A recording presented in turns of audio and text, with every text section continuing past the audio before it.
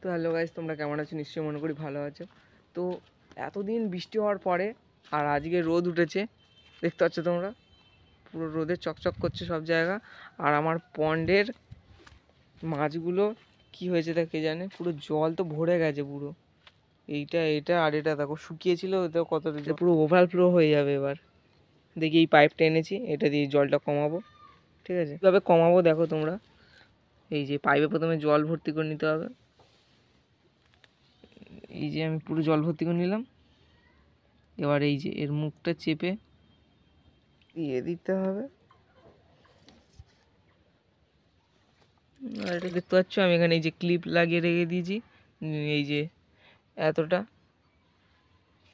এতটা জল কমলে আমি একা একাই বন্ধ হয়ে যাবে।